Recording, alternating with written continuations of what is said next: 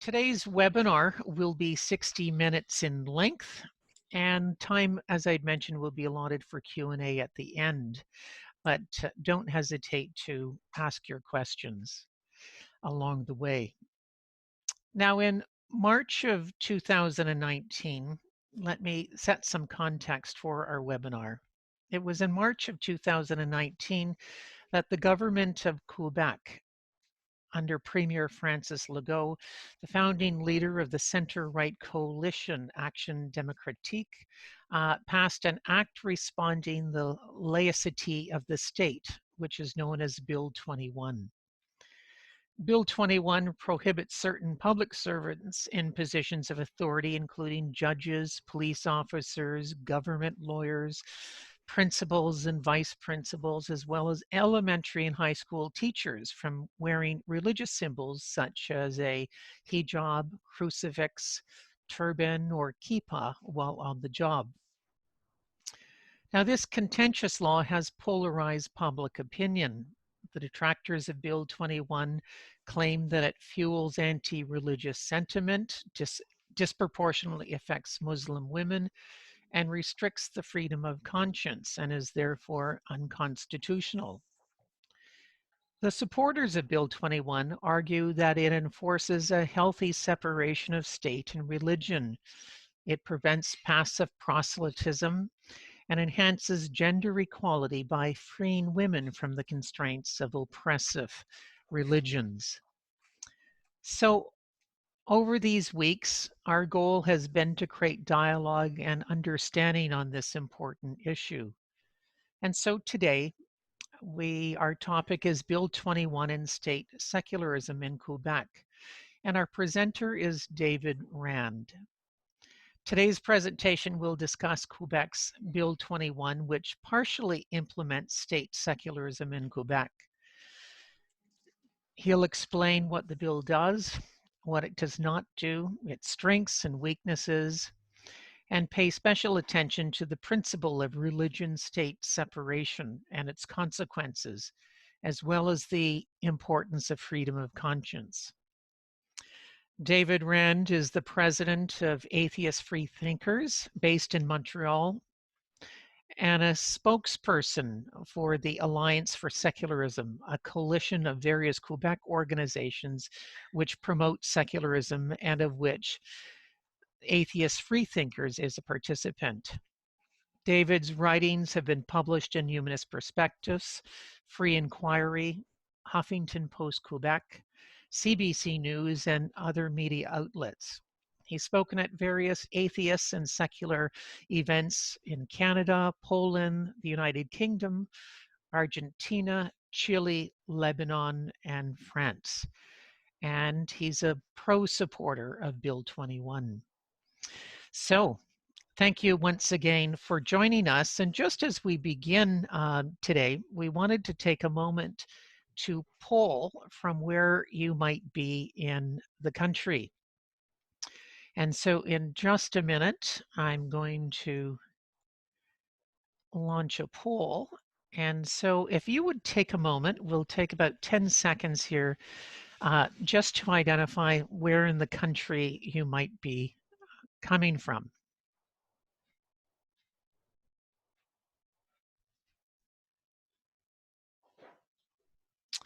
Okay, thank you for entering in the poll.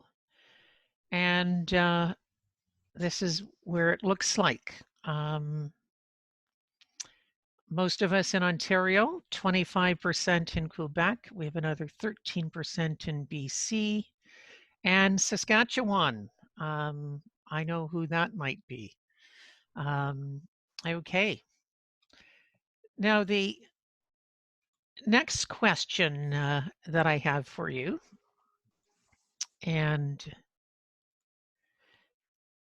if you'd take a moment, given your current understanding of Bill 21, and my apologies for the spelling, what is your support for the legislation? And if you'd take a moment and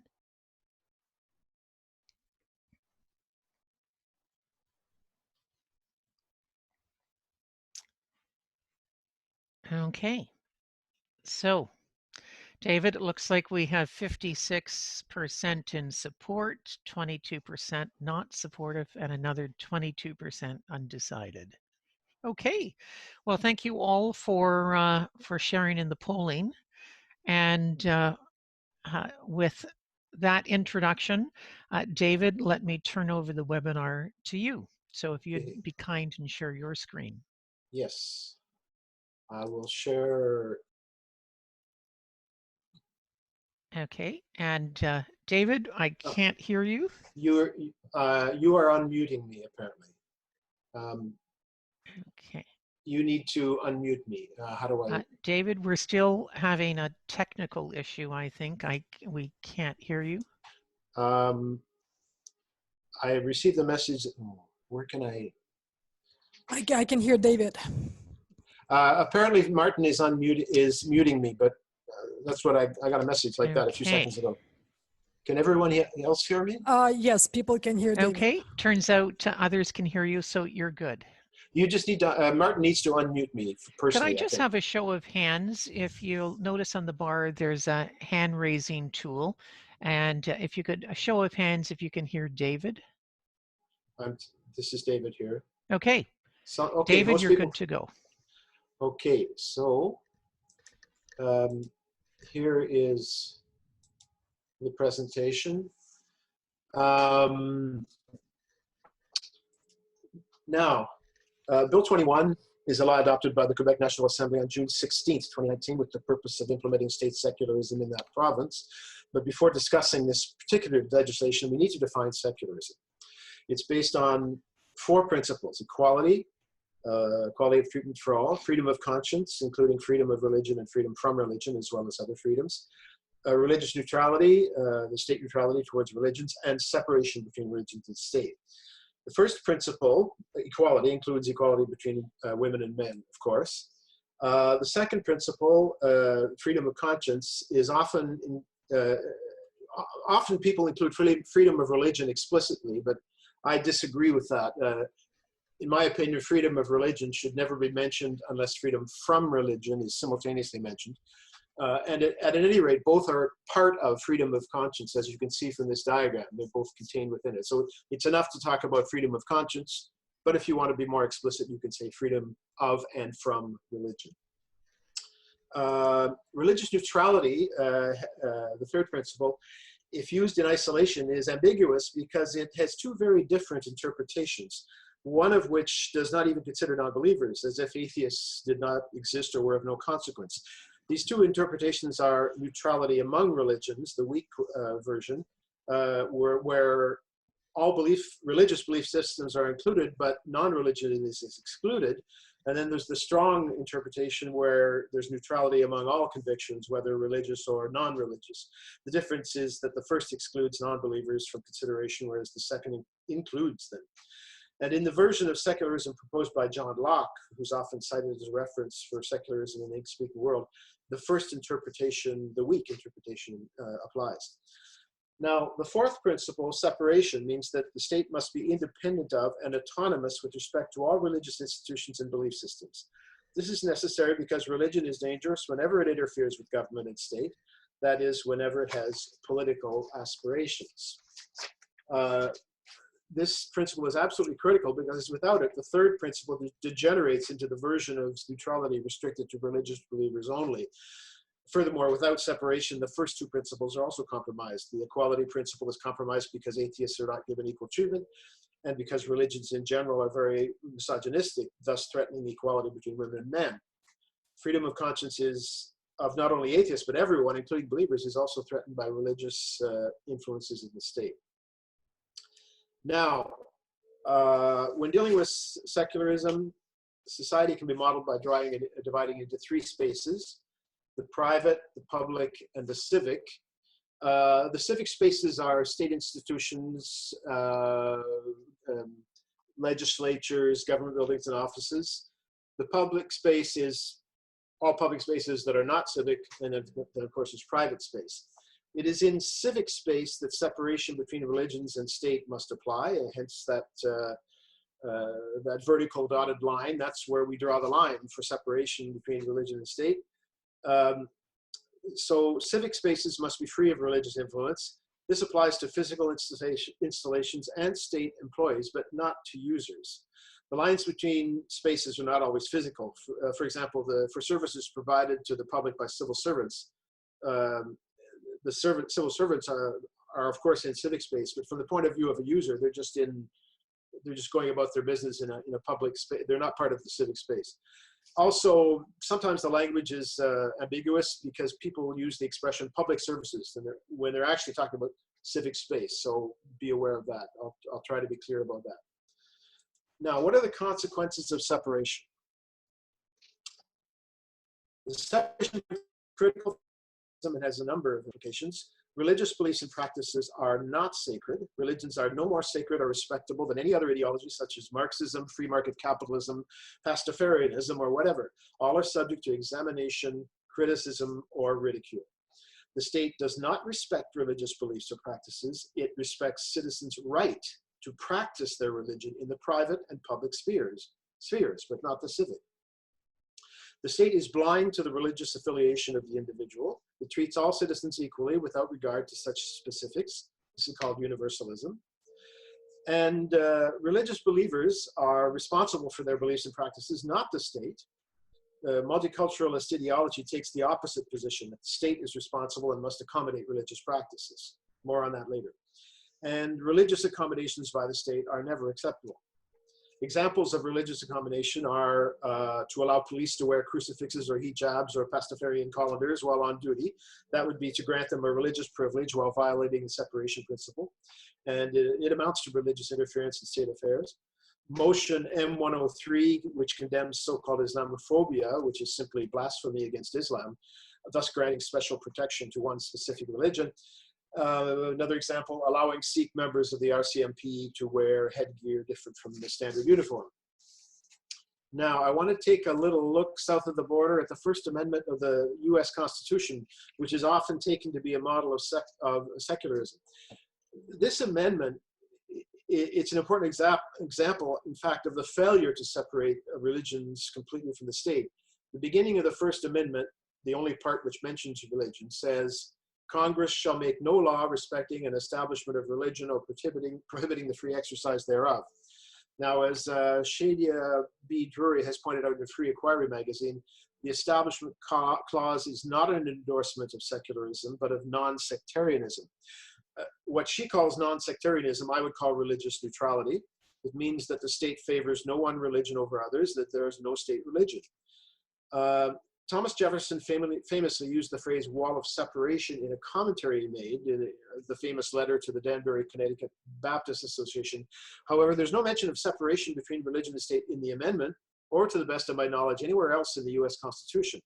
Some courts' decisions in the US have fortunately endorsed some degree of separation, but that principle is absent from the First Amendment. Even worse, the First Amendment appears to accord unlimited scope to freedom of religion. Implying that it can never be abridged by other considerations, such as other people's rights. And as we shall discuss later, one person's rights end or should end, others begin. The Canadian Constitution, although much younger, adopted in 1982 without the approval of Quebec, by the way, is much worse than the US. It does not even declare religious neutrality, but declares that one of Canada's founding principles is the supremacy of God, no less. Again, Canadian jurisprudence, like the American, is better than the corresponding constitution.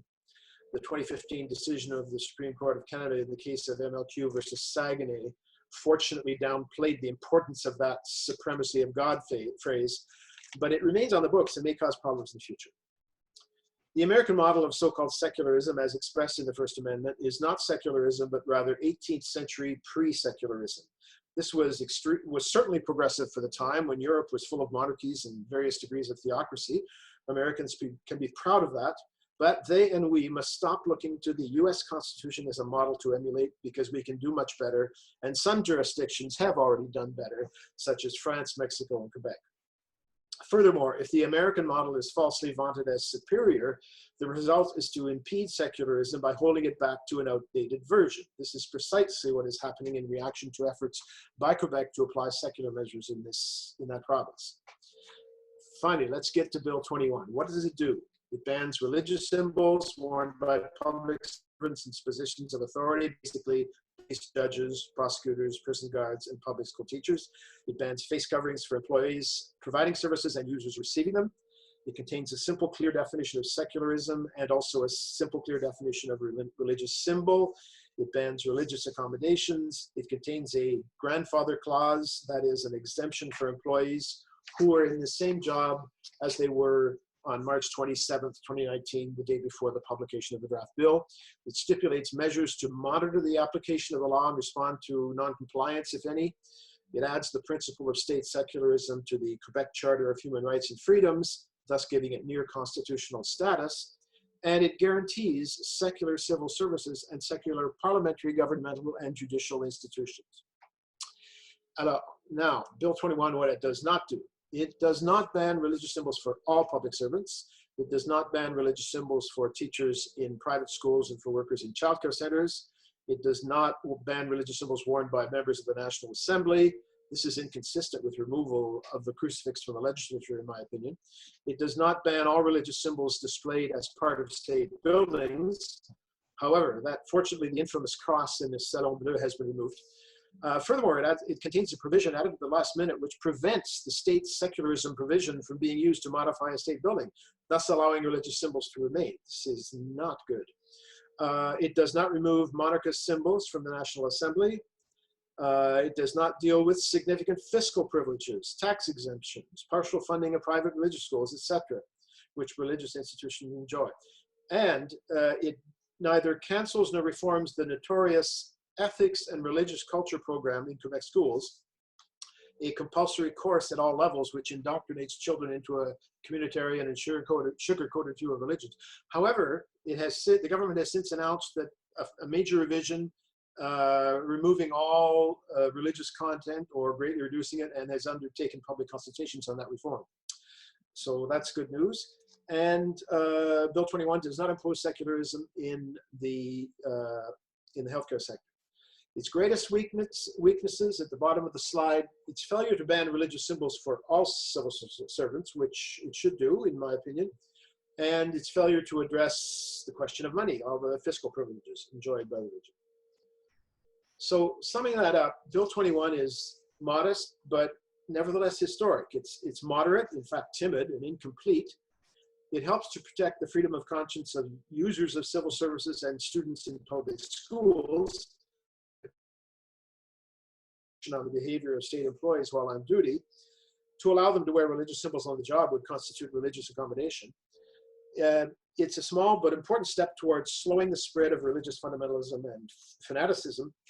It is comparable to the Public Services Act, which imposes political neutrality on civil servants. In fact, that act is much stricter than Bill 21. It applies to the entire civil service and even partially when off the job. Bill 21 is a question of professional ethics, just like the Public Services Act. Professional ethics showing a religiously neutral image. It's disciplinary, not discriminatory. It targets behavior, not people. It's comparable to anti-tobacco legislation in the sense that it targets behavior, not people. Such laws are not discriminatory. The tobacco law bans smoking in specific locations, and they apply to everyone. Anyone may smoke elsewhere. Now, a little quote from an important person in the secularism debate. Julie Latour is a lawyer, legal expert, former president of the Montreal Bar Association, and recipient of the MLQ's Condorcet des Saules Prize last November or December, just a few months ago. And in a recent article in Le Devoir, she explains the historic importance of this legislation. Bill 21 is first and foremost a generator of rights. All Quebec citizens benefit henceforth from a fundamental right to secular parliamentary, governmental, and judicial services, as well as secular public services. A major step forward which benefits everyone without dividing lines. Now, who will benefit? Well, Everyone will benefit from a civil service with fewer religious symbols worn by employees, especially in schools. The greatest benefit will be to daughters of piously religious parents, especially Muslim parents, because it will allow them, the daughters, a reprieve from the religious environment of family and community. They will meet women who do not wear any religious symbol, including Muslim women who do not wear the veil. Of course, all children, including boys, will benefit, but female children are most vulnerable to religious indoctrination because of the misogyny of religions, especially the three Abrahamic monotheisms. This is what public education is for, to allow children to transcend the limited experience of their immediate surroundings. Bill 21 should also help to reduce the probability of acts of violence against religious minorities, in direct contradiction to what its opponents claim. Now, I referred to the healthcare sector previously. I want to quote Andrea Richard, who is author of the book Femme après le cloître, Woman After the Cloister. She's also a recipient, along with Nadia Elbenbrook, of the MLQ's Condorcet des Sceaux Prize the previous year, 2018. And in a brief she presented to the Quebec National Assembly, she argues eloquently for extending secularism to hospitals, which unfortunately Bill 21 does not do, but she underlines the importance of what Bill 21 has begun. In a hospital, patients who more often than not are vulnerable should not have to suffer discomfort caused by the very caregivers whose purpose it is to care for them. Imagine a dying man who, in his youth, was raped by a pedophile priest and who is confronted by the sight of a priest wearing a Roman collar and crucifix, who arrives at his bedside to ask if he would like the last sacraments. The patient would certainly be ill at ease or worse. Or imagine a Muslim woman hospitalized because she was beaten by her father for refusing to wear the veil, who sees a veiled female nurse or doctor arrive at her bedside to care for her. What do you think her reaction would be? Furthermore, to claim that an employee of the state who refuses to wear her ostentatious religious symbol is being denied employment is totally incongruous. It is she who excludes herself by choosing her religion over her profession. Tolerance is an admirable quality, but to tolerate the intolerable can easily become an abdication of responsibility. Now, still on the healthcare theme, a quote from Udo Schuttlink, who is the author of a note in the Journal of Medical Ethics from back in 2006. And he asks, is it time to leave the non-professional aspects of personal life at the door and face patients as medical professionals and no more? Professionalism requires the professional to act in an impartial and biased manner. Healthcare professionals should refrain from displaying symbols in their offices, advising patients of the professional's private lives, religious, party, political, sexual, or other affiliations. So he is arguing, like Andrea Richard, for secularism in the healthcare field. Now, let's take a look at a number of other areas quickly where we're dealing with conflicting rights which must be balanced. Abortion law, there's the life of the fetus, which is not a person but would become one if left to term, versus the right of the pregnant woman to control her own body and reproduction. And the compromise is legal abortion but criminalization of infanticide. We see a similar compromise in mandatory schooling. Parents have a right to raise their children as they see fit while passing their values and practices on to them. But children have a right to a quality education free of indoctrination. The compromise, obligatory schooling for children up to a certain age. Age of consent. We deliberately deny sexual freedom to children, and for good reason.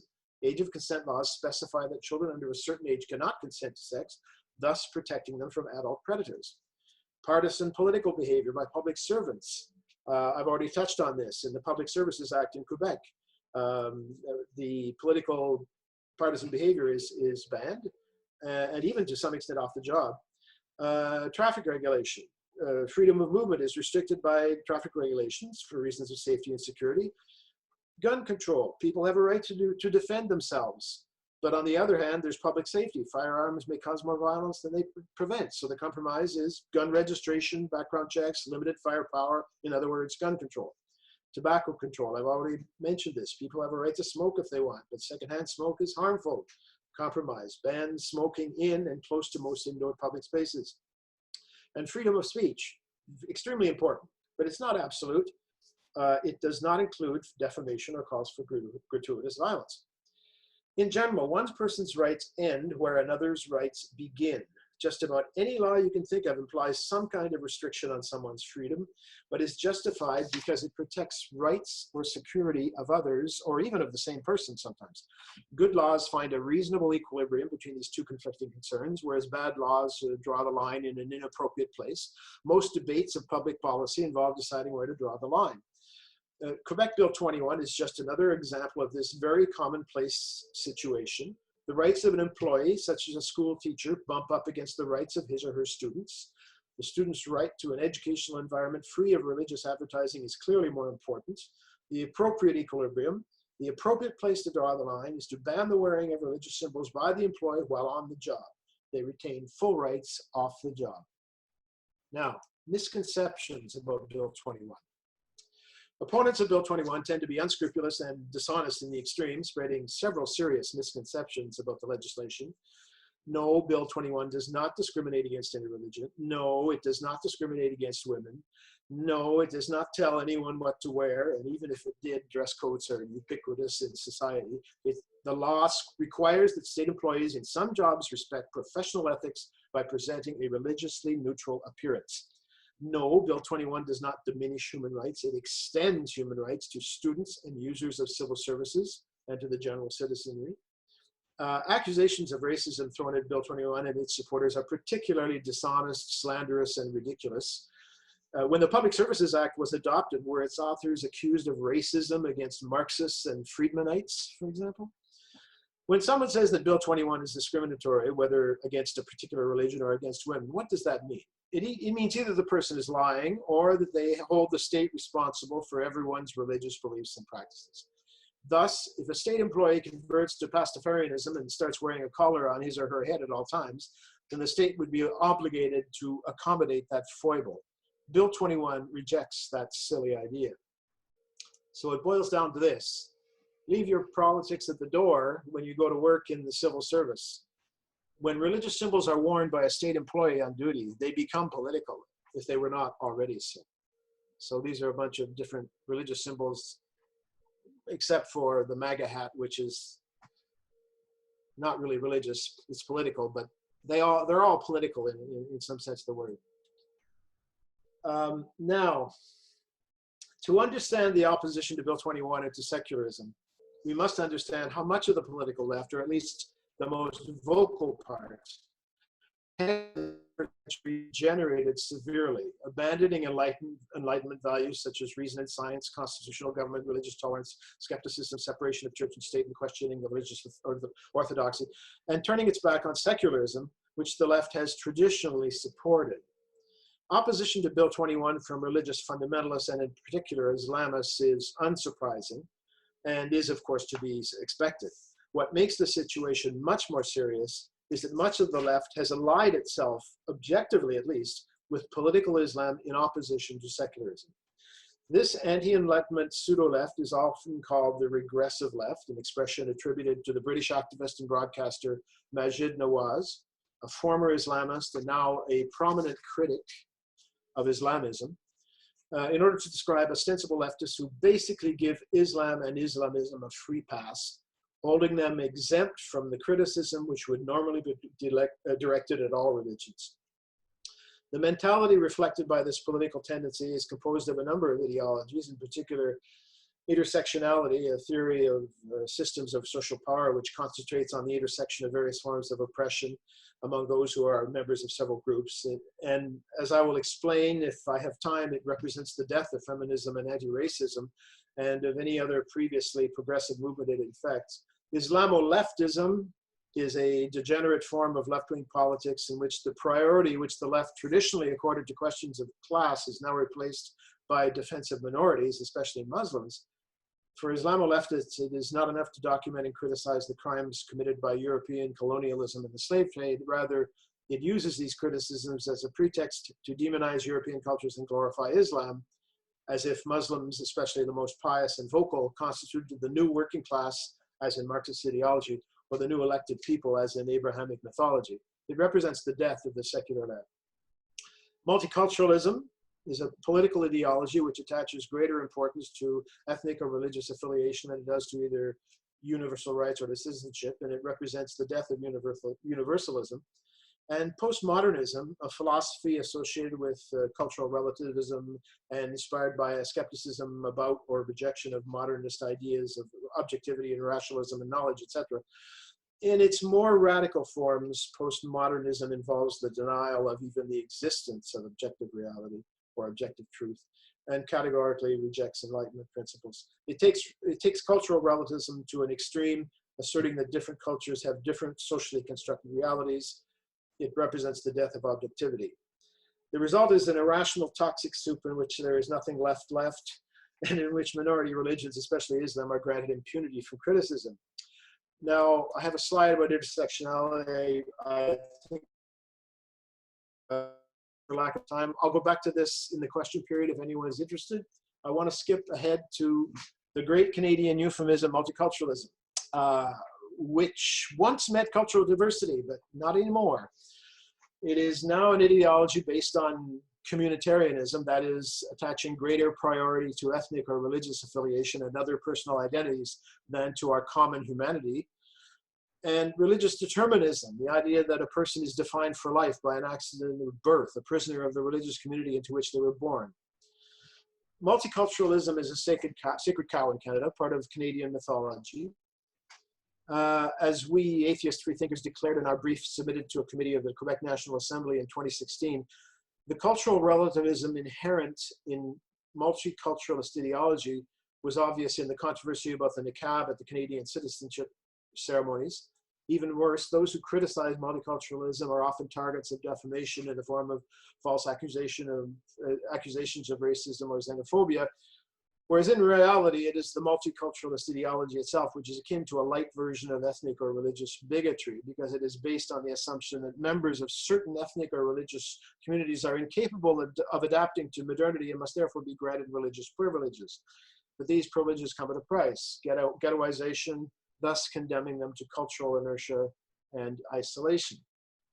Caroline Fouret, a French secular activist and author of several books, including In Praise of Blasphemy and an expose of the ideology of Tariq Ramadan, has this to say: the trouble with multiculturalism is not the fact of being multicultural, which is a reality of our lives, an obvious reality, nor is the problem cosmopolitanism or the melting pot. Indeed, we would prefer more melting, more mixing together. The problem with multiculturalism is, in the final analysis, political patronage or clientelism that ends up valuing what differentiates us rather than what unites us, so much so that it even tolerates the intolerable. The old philosophical dilemma, that is to say that it ultimately tolerates, in the name of so-called diversity, religious fundamentalism, attacks on gender equality, and sometimes even manifestations of racism and anti-Semitism. Now, some examples of some consequences of multiculturalism: endorsing child abuse by veiling children over long periods of time. I consider veiling of girls to be a form of child abuse, and it should not be allowed. Celebrating veiling of young girls, noise blocking ear pads. There was an example from Montreal where a Muslim child was made to wear noise blocking earphones so she wouldn't hear music because her parents don't allow music. Recently, there was a religious group who was allowed to hold prayers in Parliament buildings, Ahmadiyya Muslim group, I believe. The niqab in citizenship ceremonies is a consequence of multiculturalist ideology, and anyone who opposed the wearing of the niqab was denounced with really obscene accusations, accused of racism, because we want we don't want the niqab in the citizenship ceremonies. It's absurd. And of course, electoral clientelism, that is appealing to religious communities to get votes. Trudeau does that, sort of all the others, many of the others. Justin Trudeau's slurring of secularists as Trumpers when he was elected in 2015, he made a public statement that those who supported the PQ's Charter of Secularism were just like people who support Donald Trump, which is nonsense. One of the anniversaries of the Quebec City mosque killing, he equated homophobia with Islamophobia, which is basically an insult to gays. And it's, well, the trouble with the term Islamophobia is well known. It's basically a way of censoring criticism of Islam, whereas fearing a religion is only normal, and it's a matter of due diligence.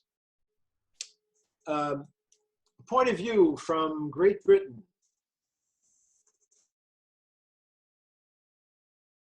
Great quote from feminist activist of Iranian origin, Maryam Namazi, and founder of the Council of Ex-Muslims of Britain. Her take on so-called multiculturalism echoes the words of our organization at Caroline Fourret. It leads to cultural relativism, ethnic or religious segregation, and pandering to fundamentalist religion, including Islamism. And there's two things I want to point out in this quote from her. We must see dissent amongst those deemed other as well. In other words, we must recognize those Muslims who do not agree with the Islamists who are using the veil, among other things, as a propaganda tool. And that where she says in this final paragraph, multiculturalism as a lived experience is a very positive thing, but that's not what it's become. It's become an ideology, social policy, which segregates and divides people into ethnic and religious communities. And as she said, seeing dissent among those deemed other, it's important to recognize there are many Muslims or people from a Muslim background who support secularism. Two examples, the Quebec Association of North Africans for Secularism. They're not all Muslims, but they're from a Muslim background. Some of them are Muslims. They're part of the RPL coalition, the Coalition for Secularism in Quebec. Another example, a recent poll in France found that 75% of French Muslims support the 1905 secularism law in France. Now that's significantly lower than the general, 87, very high for the general population. But still, that means there's a lot of Muslims who support secularism. I mentioned the RPL, the Rassemblement pour la laïcité, or Alliance for Secularism. This is the list of our member groups. The coalition was founded in 2013 to support the Charter of Secularism. And of course, we support Bill 21. We can come back to this later if there's time. I want to quote Riss from Charlie Hebdo. And you've heard of this Charlie Hebdo, of course. Riss is an editorialist for the magazine. The primary viewpoint of Charlie Hebdo is atheist and secularist. So what it says is often worth looking at. Now, he's writing in the January 7th, 2020 issue, marking the 5th anniversary of that horrific massacre we all remember. And he criticizes what he calls the Anglo-Saxon left for corrupting the concept of political correctness, which used to be progressive and has now become fashionable nonsense, and an obsession with trivialities and a tool for self-righteous moralizing. Now, the question to be asked is Riss right to blame the Anglo-left? Well, not completely, but largely, yes. Postmodernist philosophy, which is one of the influences in the degeneration of the left, is largely of French origin. However, intersectionality is, to the best of my knowledge, an American product with a significant contribution from Concordia, University of Montreal. Islamoleftism is a product of both British and French Marxists and perhaps others, mainly Trotskyists, I believe. Multiculturalism is very much an Anglo-Canadian obsession, so Riss is at least partly right. Furthermore, the current unhealthy stew of regressive, pseudo-progressive tendencies radiates mainly from the Anglo-American Canadian sphere and is a major threat to secularism in France, in Quebec, and everywhere. But whatever its origins, the toxic influence of the anti-Enlightenment pseudo-left must be denounced and combated. Now, strategies of political Islam. Political Islam is on the warpath. It has influence way beyond the numbers of people. The two most important opponents of secularism in Bill 21 are political Islam and the regressive pseudo-left. I've already discussed the pseudo-left. Let's take a look at Islamism. By my definition, a supporter of Islamism or political Islam is anyone who promotes Islam politically, who attempts to influence government or the state by injecting Islam into it in some way, by granting privileges of some sort. Forget terrorism for now, at least. That is only the most extreme strategy of Islamism and is fortunately very rare. Proponents of political Islam have found much easier and more cost-effective strategies, and here are some of them. Promotion of the veil, legal jihad, using the language of human rights to fight against human rights, such as Zunera Ishaq, the woman who wore the niqab to her citizenship ceremony, or Hack versus the Quebec Attorney General. That's one of the court challenges to Bill 21. The rhetoric of inversion, victim playing, always playing the victim of, well, accusations of, well, it's very close to the next one, accusations of Islamophobia, which is basically the blasphemy of the 21st century, but Islamists use such accusations to silence critics. And most importantly, perhaps, conflating race and religion with the complicity of multiculturalists and regressive pseudo-leftists in order to rationalize accusations of racism against anyone who criticizes Islam.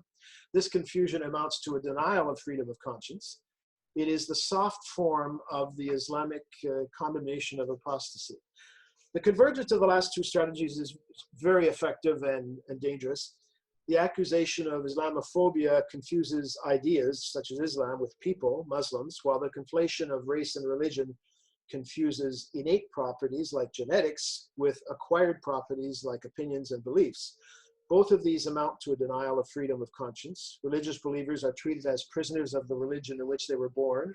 Islamists love this. They want to do for Islam what has already, unfortunately, occurred for Judaism, erase the necessary distinction between religion and ethnicity.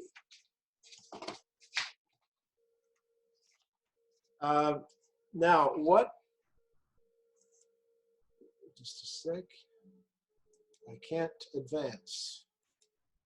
There we go. What is the significance of the Islamist veil? It's very important to this debate. It's a tool of political Islam. It's an advertisement for political Islam, regardless of the mentality of the woman wearing it. It's imposed by fanatics. It's not an article of clothing for Muslim women in general, but Islamists would like us to think that it is. Most women who wear the Islamist veil, especially in Muslim majority countries, do so because they are in some sense forced to do so, as they are under severe pressure from family, community, fundamentalists, and sometimes the law. The consequences of not wearing it can be life-threatening. The veil was previously rare in Muslim countries, now much more widespread. Those women who decide to wear the Islamist veil willingly, mainly in non-Muslim countries, are implicitly expressing solidarity with political Islam, whether or not they are conscious of the implications of that decision. Such women are objectively allied with religious fanaticism. The Islamist veil is a marker of segregation, keeping Muslims separate from other inferior people. It also sends the message that religious affiliation for Muslims is more important than other attributes. It's a purity symbol. It's a form of slut shaming. Wearing it means that other women who do not wear it, especially Muslim women who do not wear it, are impure. Easy. The Islamist veil is an expression of rape culture. It implies that women are responsible for the sexual excesses of heterosexual men. And it's not just an article of clothing. To treat it as such is to empower the religious fanatics who use it for proselytism and propaganda, and it's a tool to control women's bodies.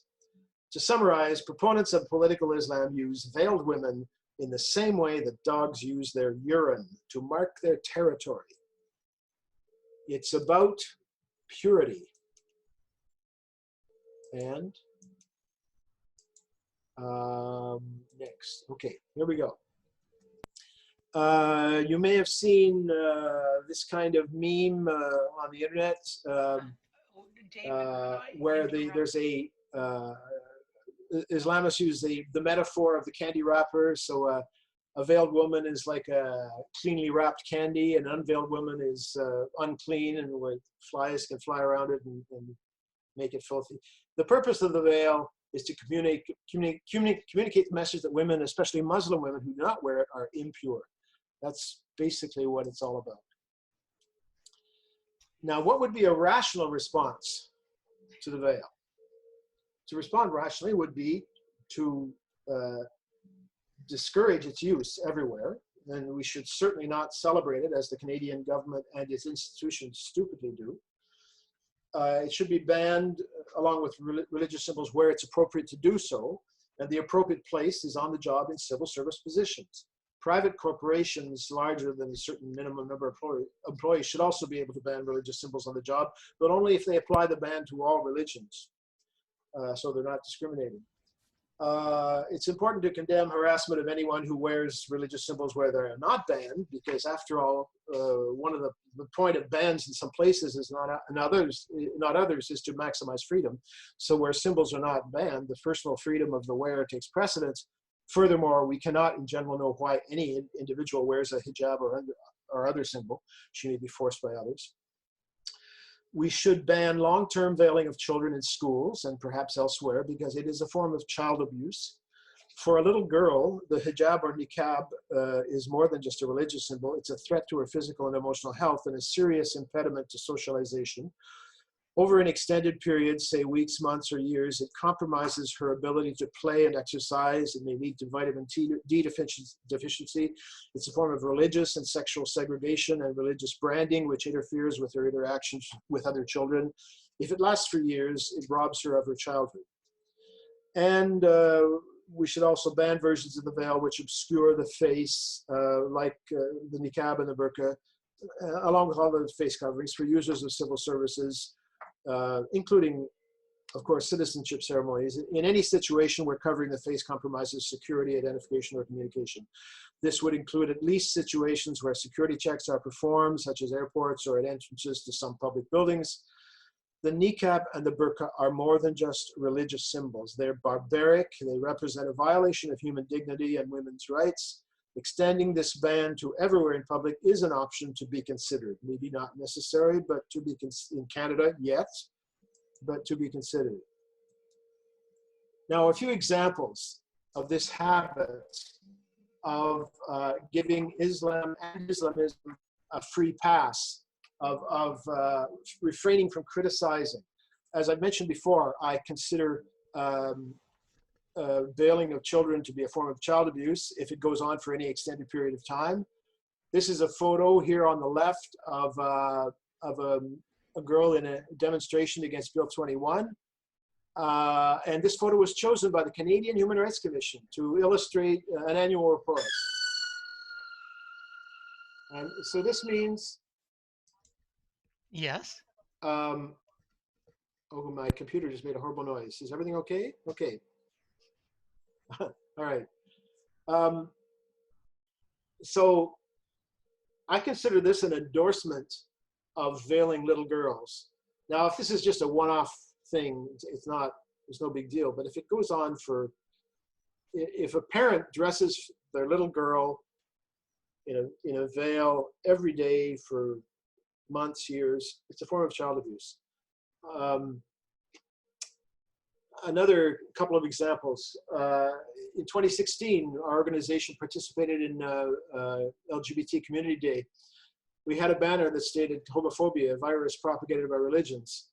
And that banner was criticized as offensive to Muslim gays. It didn't mention Islam or Muslims. It just said homophobia is a virus propagated by religions. But it was considered to be offensive to Muslim gays. Similarly, a couple of years later, when we marched with a similar banner in the LGBT march in Montreal, one young man who was going to a leftist contingent near ours saw our banner, which denounced homophobia, misogyny, and atheophobia as being propagated by religions, and said, "Oh, that's what fascists say," which is insane. You can't criticize religious homophobia anymore.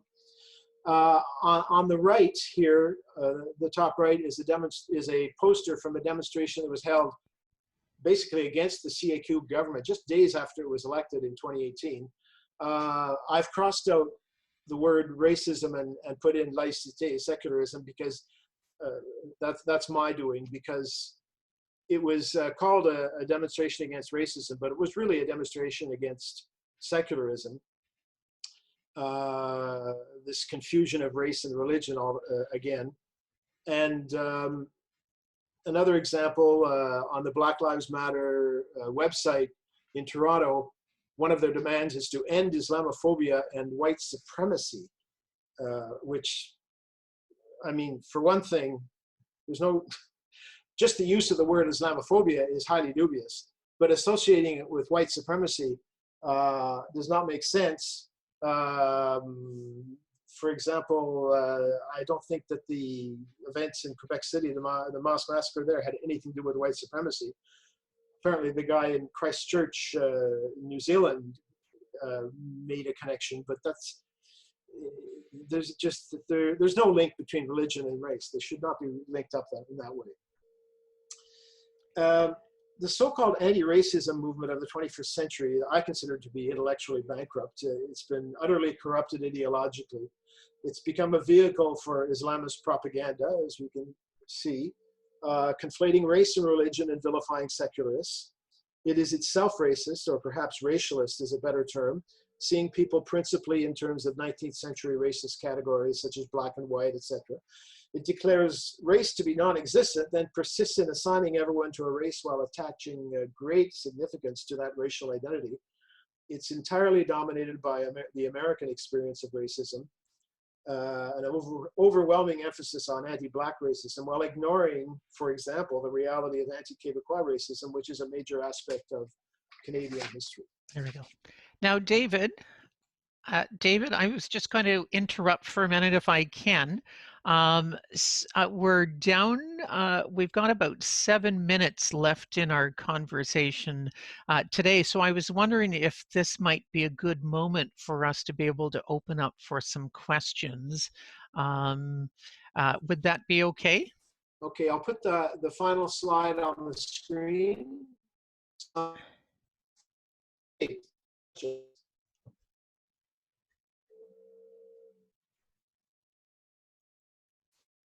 Okay. So we did have a couple of questions and out there. If I could begin with one that is, why was it that in the Bill 21 legislation that it did not extend to healthcare? That seemed like a... Oh, I don't know. I don't know why. Perhaps because it's a complex environment. There's hospitals, there's clinics, there's individual doctors' offices, and it may be a difficult thing to manage. But I don't know why. I'm just speculating. Okay. A question. My adult sons used to go to schools in Montreal. Each year, parents received a booklet about dress code, no fad hairstyles, no headwear, no baseball caps, yet many girls wore hijabs. There was a secret agreement, accommodation. Some girls wore hijabs, some boys wore turbans.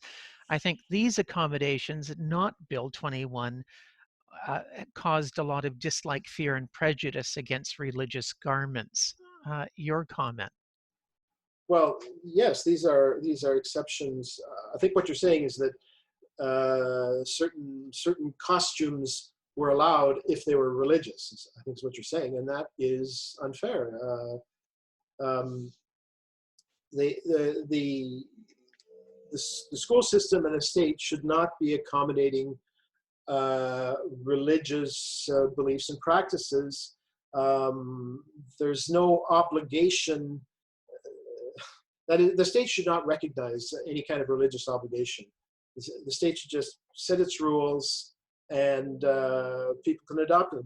The obligation to wear the hijab or the turban or whatever, it's an unreal obligation, and it's ultimately, it's either a choice that the person makes, well, in which case they can take it off, or if it's not a choice, that means they're being forced by somebody, and we should help them help to free them from that coercion.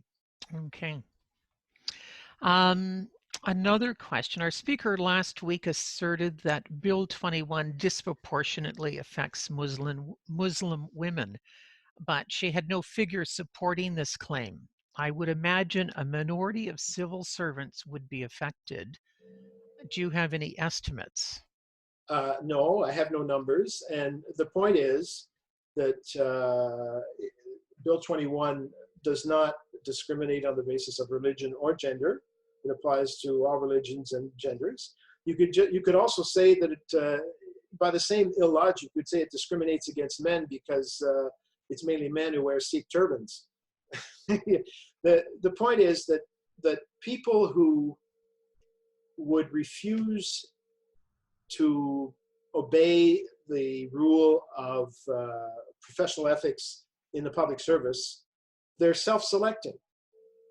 They're not being discriminated against. They're refusing to obey one of the conditions of the job, to fulfill one of the conditions of the job of professional ethics, and they select themselves for so-called discrimination.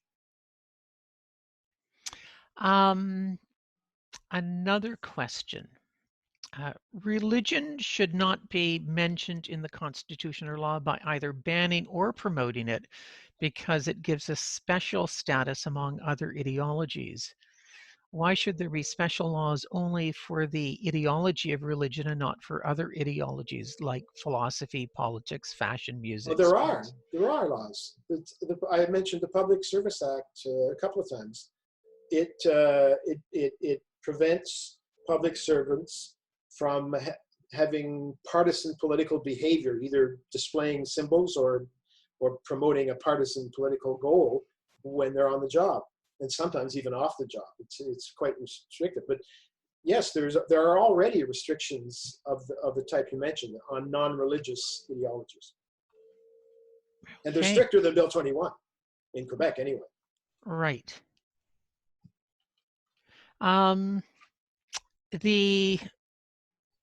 The use, one of the issues that many have raised around Bill 21 is that it used the notwithstanding clause as in the passing of the legislation. Yes. And so that by virtue of the use of the notwithstanding clause and understanding that the bill itself then was going to be subject to